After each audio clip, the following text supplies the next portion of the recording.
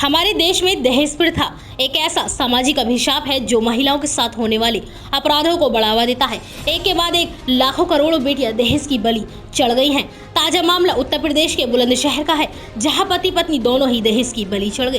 पहले पत्नी की मौत हुई और दूसरे दिन पति ने आत्महत्या कर जीवन लीला समाप्त कर ली। एक और बेटी दहेज की बलि चढ़ चुकी है। जी हाँ, शादी के महज 44वें दिन बेटी दहेज की बलि चढ़ गई।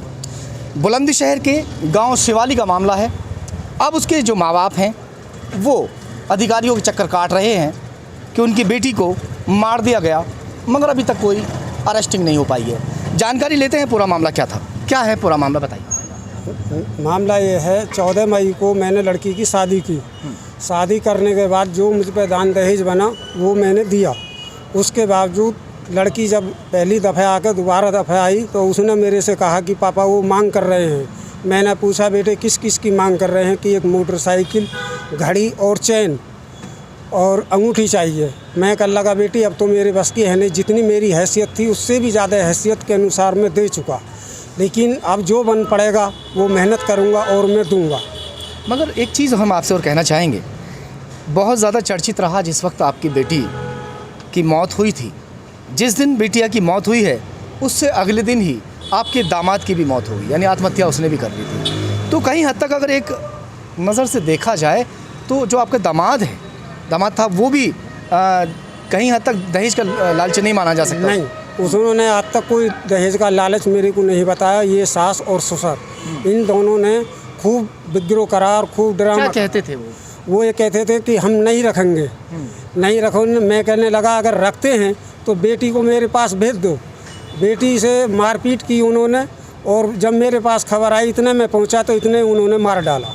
और आप दीजिए कि क्या आपके दामाद से कभी उसके माँ बाप ने ये कहा कि भाई इसको छोड़ दें या ना, कोई ऐसी? उसने कहा, उन्होंने माँ बाप ने कहा दामाद से कि अगर दान दहेज देते हैं तो इसको रखो और नहीं इसे छोड़ दो। दामाद तो बहुत बढ़िया था, अच्छा इंसान था, लेकिन जब ये आते हैं दोबारा मिलाने के लिए गोना वगैरह जो, हाँ, उसके बाद में कहा कि अगर नहीं दे रहे हैं तो इसे छोड़ दें। लेकिन वो बहुत प्यार करता था लड़की से, खूब अच्छी तरह का। उसने ऐसा खास जोर नहीं दिया, लेकिन उसके ससुरालियों ने, सास और ससुर ने ये सब चीज़, बिटिया ने कभी भी अपने पति की बुराई नहीं की। उसने कभी भी अपने पति की बुराई नहीं की, और ये कहती थी कि जब भी वो आएंगे मैं जब भी जाऊंगी। मुझको अच्छे प्रेम से रखते हैं, लेकिन सास ससुर ये दहेज मांगते हैं। इन 44-45 दिन में कितनी बार घर आ गई थी बेटी? ये आ गई 2 दफ़े। 2 बार घर आ गई? 2 बार घर आ गई। तो उस दौरान कभी कोई ऐसी बात आपसे कुछ कही हो दहेज वहेज की? जब आई थी तो जब उसने कहा कि पापा ये दहेज मांग रहे हैं, सास और ससुर दोनों मेरे संग में लेन देन भी करते हैं।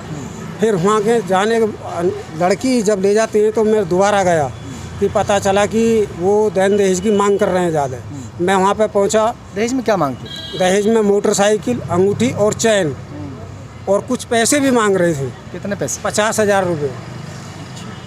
तो मतलब क्या बता रहे थे आप? बता रहे थे ना कि गोने के दौरान जब आए थे, जब गोने के दौरान आए थे, जब उन्होंने ये चीज़ें मुँह पे सारी मांगी, मैं कहने लगा जो मुझ पे था हैसियत के मुकाबले उससे भी ज़्यादा मैं आपको दे चुका, लेकिन अब मेरे बस की नहीं है, आगे को कमाऊँगा तो दे दूँगा।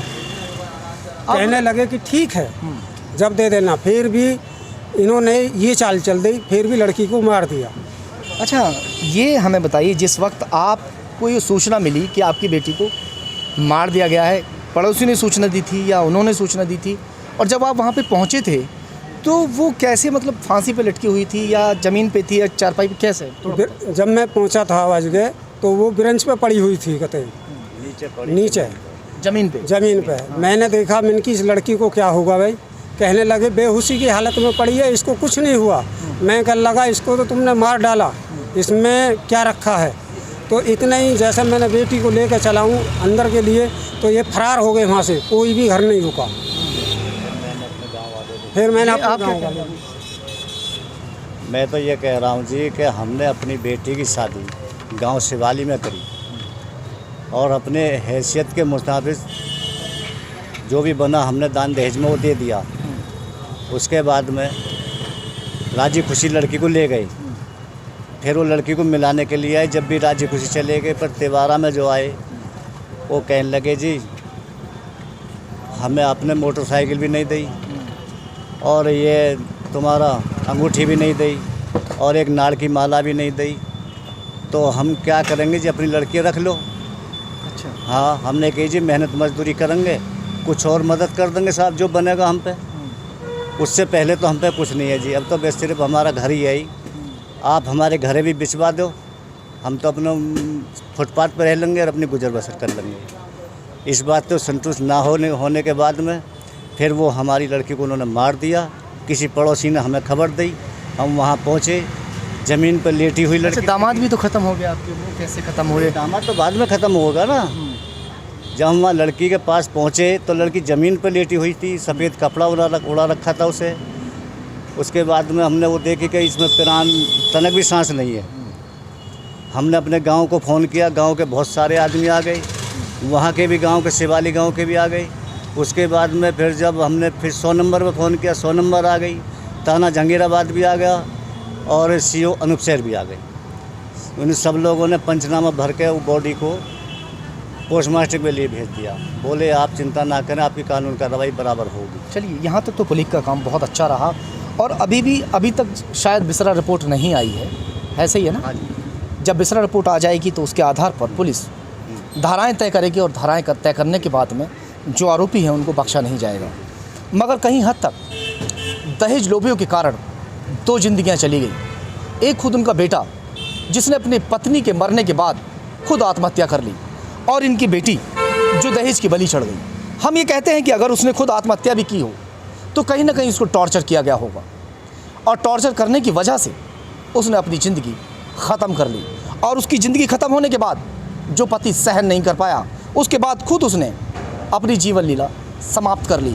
उनके दोषी कहीं ना कहीं, दोनों कत्ल के दोषी कहीं हद तक वो दहेज लोभी हैं, जिनकी वजह से 2 जिंदगियां अब इस दुनिया में नहीं हैं। है कि नहीं ऐसा? दोनों फरार घूम रहे हैं इस समय और उनको गिरफ्तार भी नहीं किया जा रहा। गिरफ्तार होंगे, आप बिल्कुल बेफिक्र रहें। जब बिसरा रिपोर्ट आ जाएगी, पोस्टमार्टम रिपोर्ट के आधार पर उन पर धाराएँ भी तय की जाएंगी, किस तरीके से उनको आपकी बेटी को मारा गया है वो उसमें क्लियर हो जाएगा। शाम को उन्हें जैसे पकड़ा था फिर भी उनको छोड़ दिया गया, रात को छोड़ दिया गया। पकड़ लिया था? पकड़ लिया था, लड़की की सास को पकड़ लिया तो वो छोड़ दिया गया। आखिरकार क्यों छोड़ दिया गया मुझे इस चीज़ के बारे में हमें वो बताएं, क्यों छोड़ा। कहीं हद तक इस तरीके की जो घटनाएं होती हैं, अगर आरोपी को पकड़ लिया जाए और